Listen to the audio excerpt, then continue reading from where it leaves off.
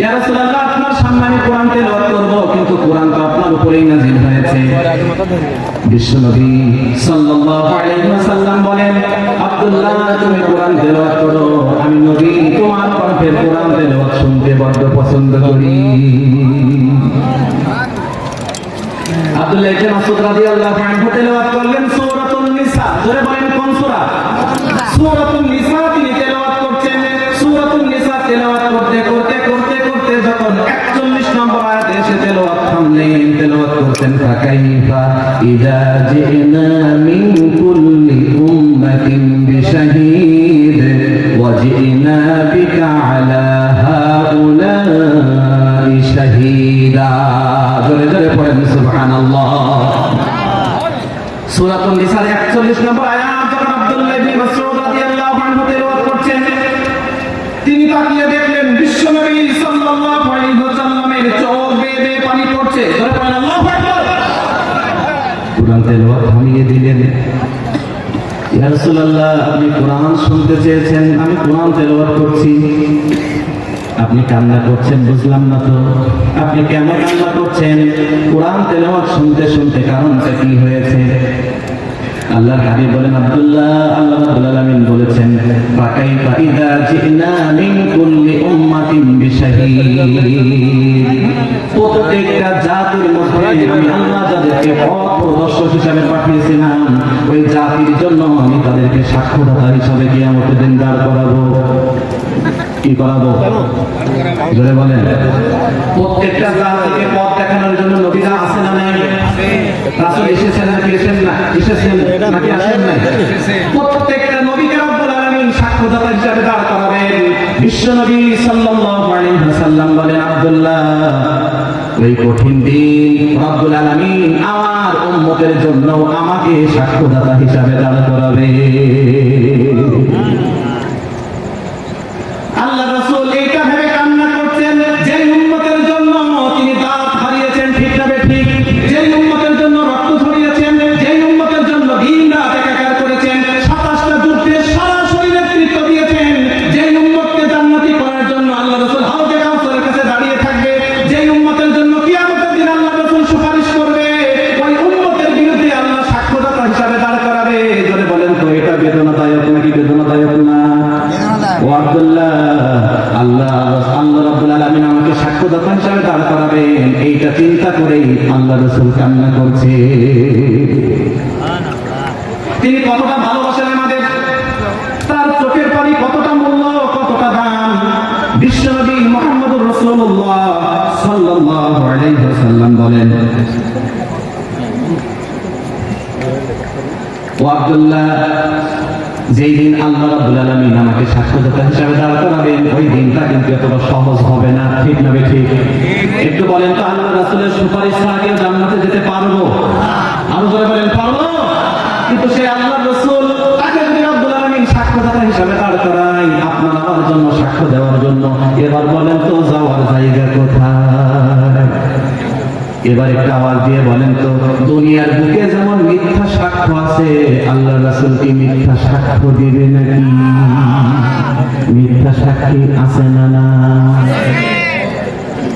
যখন হামলা হয়েছে ও বাসায় ছিল না, যখন গাছ কেটেছে বাসায় ছিল না, যখন স্লোগান হয়েছে মিছিল হয়েছে ও বাসায় ছিল না, অথচ দলের ভিন্নতা থাকার কারণে কোর্টের বারান্দায় উঠে বলেছে আমি সব কিছু দেখেছি।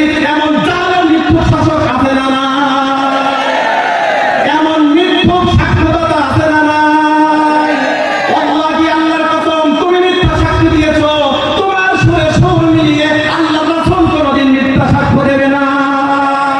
আর যেদিন আল্লাহ রাসূল তোমার আমার বিরুদ্ধে সাক্ষ্য দিবেন, দাঁড়িয়ে যাবেন,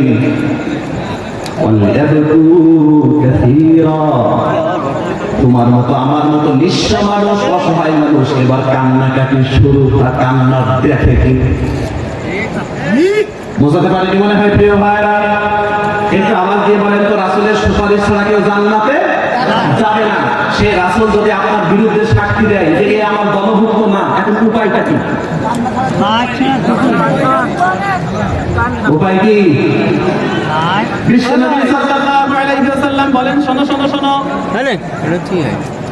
উরিদাত আলাইহিল জান্নাতু ওয়ান নার এটা তো মাইক্রোফোনে আমি যেমন আমি জান্নাত এবং জাহান্নাম দেখেছি। এটা হলো এমন একটা ভয়াবহ জিনিস। এই যে জাহান্নাম শান্তির জায়গা নাকি শাস্তির জায়গা? আরো যারা বলেন শান্তি নাকি শাস্তি?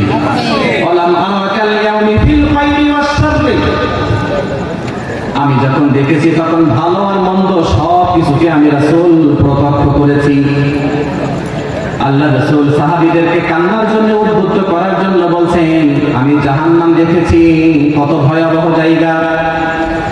ওয়ালাম আরাকাল ইয়াউমি ফিল খাইরি ওয়াশ শাররি, ভালোটাও দেখেছি মন্দটাও দেখেছি। আমি নবী মুহাম্মদ সাল্লাল্লাহু আলাইহি ওয়াসাল্লাম যা কিছু দেখেছি শোনো। লাউ তা'লামুনা মা লাম লাদাহিকতুম কলিলা ওয়া লাবাকাইতুম কাসীরা। আমি নবী যা দেখেছি তোমরা তা দেখো নাই। আমি নবী যা কিছু দেখেছি যদি তোমরা দেখতে তাহলে তোমরা কম কম হাসতে আর বেশি বেশি কাঁদতে। লাউ তা'লামুনা মা লাম লাদাহিকতুম কলিলা ওয়া লাবাকাইতুম কাসীরা। তোমরা এত এত হাসো, তোমাদের এই হাসিগুলো আর স্থায়ী হতো না। আমি রাসূল যা দেখেছি তোমরা যদি তা দেখতে, ধরে বলেন ঠিক না বেঠিক? বিশ্বনবী সাল্লাল্লাহু আলাইহি ওয়াসাল্লাম আরেকটা হাদিসে বলেন, রাআইতুল বারিহাতা আজাবান। একজন সাহাবী তিনি বলেন, সামুরা ইবনে জুনদুব রাদিয়াল্লাহু আনহু তিনি বলেন, আমরা আহলে সুফফায় ছিলাম। বিশ্বনবী সাল্লাল্লাহু আলাইহি ওয়াসাল্লাম আমাদেরকে একদিন বলছেন, রাআইতুল বারিহাতা আজাবান, আমি একটা অদ্ভুত জিনিস দেখেছি। জোরে বলেন কি দেখেছি? আরো জোরে বলেন। অদ্ভুত একটা জিনিস দেখেছি। ওয়ারাআইতু রাজুলান মিন উম্মতি ক্বাদ হাওয়া ফিন নার। আমি বিশ্বনবী সাল্লাল্লাহু আলাইহি ওয়াসাল্লাম দেখলাম আমার উম্মতের মধ্যে কোন একজন ব্যক্তি জাহান্নামে পড়ে যায় কিংবা যাবে, পড়ে যাচ্ছে কিংবা গেছে, এমন একটা অবস্থায় আমার উম্মতের মধ্যে একজন ব্যক্তি ফাজাআতহু জামাআতুহু আল্লাতী বাকা ফাআনকাযাতহু মিন যালিক। বিশ্বনবী সাল্লাল্লাহু আলাইহি ওয়াসাল্লাম বলেন, ওই যে ব্যক্তি জাহান্নামে পড়ে যায় কিংবা গেছে এমন অবস্থায় যখন দোদুল্যমান, আমি আল্লাহ রাসূল দেখলাম এক ফোঁটা চোখের পানি এসে আমার ওই বান্দাটাকে উম্মতটাকে জাহান্নাম থেকে বাঁচিয়েছে। ফাজাআতহু জামাআতুহু আল্লাতী বাকা ফাআনকাযাতহু মিন যালিক। যখন সে জাহান্নামে পড়ে যাচ্ছে এমন অবস্থা, একটু হলে পড়ে যাবে, আরেকটু হলে পড়ে যাবে, আরেকটু হলে পড়ে যাবে, আল্লাহ রাসূল বলেন আমি রাসূল দেখলাম এক ফোঁটা পানি এসে তাকে জাহান্নাম থেকে বাঁচিয়েছে। জোরে পড়েন সুবহানাল্লাহ। এবারে একটা আওয়াজ দিয়ে বলেন তো, চোখের পানির দাম আছে না? না অল্প নাকি বেশি? সুতরাং একটু হাসি তামাশা করেন, তবে সাবধানে করেন।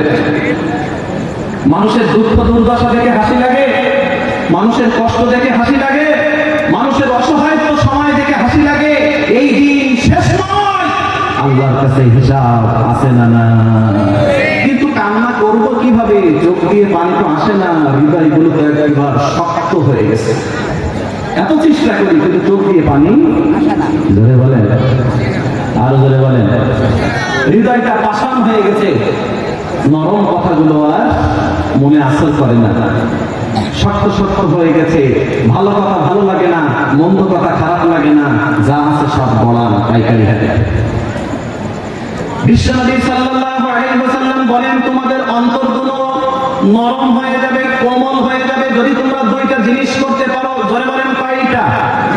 যার হৃদয় মোটেও নরম হয় না, যার অন্তর নরম হয় না, মাত্র দুইটা কাজ করবে।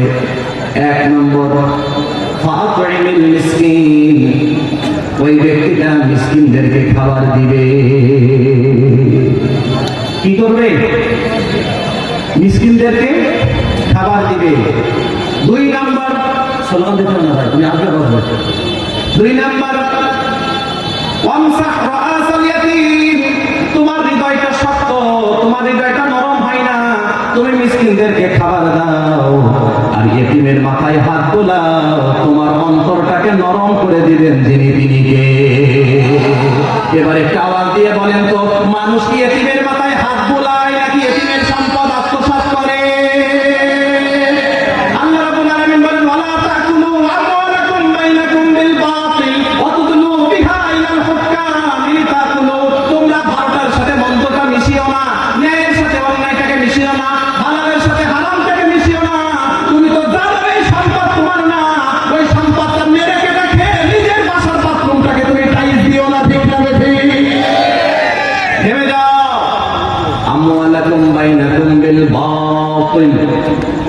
ন্যায়ের সাথে অন্যায়টাকে মিশিয়ে ফেলো না, হকের সাথে বাতিলটাকে মিশিয়ে ফেলো না। তুমি তো জানো এই জমির মালিক তুমি না, কিন্তু সালিশ বিচার যারা করে তাদেরকে টাকা দিয়ে রায়টাকে তোমার পক্ষে আনার চেষ্টা করিও না। একটু আওয়াজ দিয়ে বলেন তো, টাকা পয়সা দিয়ে বিচারকদের কিনা যায় নাকি যায় না? আছে না নাই?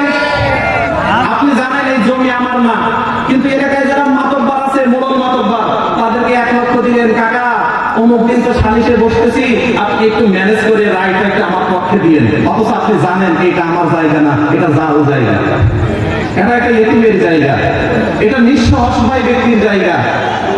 ধরে বলেন আছে না নাই?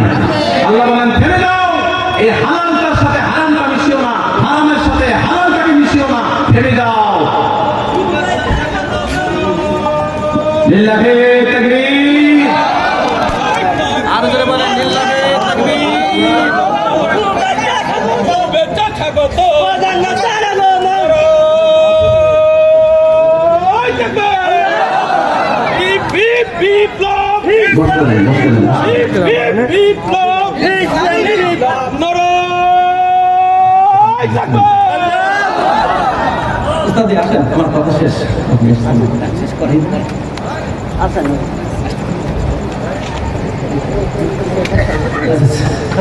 প্রিয় ভাইরা,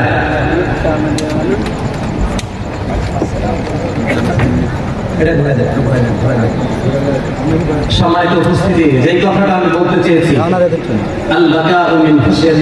আল্লাহর ভয়ে ক্রন্দন,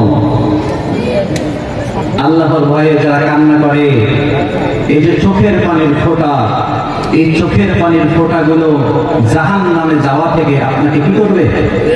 বাঁচাবে। সুবহানাল্লাহ পড়েন। আপনার অন্তরটা এত শক্ত, এত শক্ত, অন্তরটা নরম হয় না। কয়টা কাজ করবেন? ধরে বলেন, মিসকিনদেরকে একটু বেশি বেশি করে খেতে দেন। এতিমের মাথায় হাত বোলান, এতিমের দুঃখ দুর্দশার পাশে থাকেন, এতিমেরটা নিজে দখল করে আবার বিশাল বড় আলিশান বিল্ডিং বানিয়েন না। আপনি মনে করতেছেন ওই জায়গাটা দখল করে নিয়ে বিশাল বাড়ি বানালাম, আমি কত আনন্দে আছি, অথচ যেই ব্যক্তির হক ওই ব্যক্তি কান্না করছে। ধরে বলেন ঠিক না ঠিক? তার কান্না আল্লাহ দেখবে না? আল্লাহ বলছেন ওরা একটু হেসে নিক, ওরা একটু আনন্দ করে নিক না, কিন্তু এমন একটা সময় আসবে যেই দিন কাঁদতে কাঁদতে কাঁদতে কাঁদতে তারা দিশা পাবে। কারণ কান্নাটাই তাদের প্রাপ্য, তারা যা কিছু পাঠিয়েছে, যা কিছু করেছে। জোরে বলেন ঠিক না ঠিক? প্রিয় ভাইরা, সবাই আমরা একটু বলি, আমরা আল্লাহর ভয়ে কান্না করার দরকার আছে না নাই? চোখের পানির দাম অল্প নাকি বেশি? বেশি।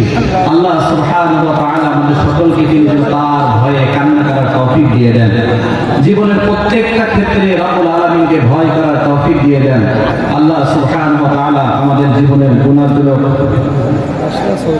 মহান আল্লাহ আমাদের জীবনের গুনাহগুলো যেন ক্ষমা করে দেন। করেন আমিন। রাতের বেলা উঠে উঠে কেউ দেখে না, কেউ জানে না, নিজের অপরাধগুলোকে রব্বুল আলামিনের সামনে পেশ করে জায়নামাজে দাঁড়িয়ে আল্লাহর কাছে একটু কান্না করি, ক্ষমা করে দিবেন কে?